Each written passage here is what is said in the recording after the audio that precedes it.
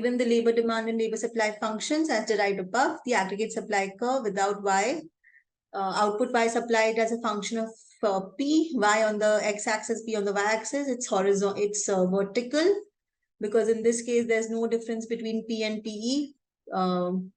Labor demand function is a function of W by P, labor supply is a function of W by P. So in this case, L star will be what your labor supply will be fixed and Y output will be fixed and it will be vertical. Only if P is different from PE do we get upward sloping, and horizontal is when price is fixed. So the answer is vertical.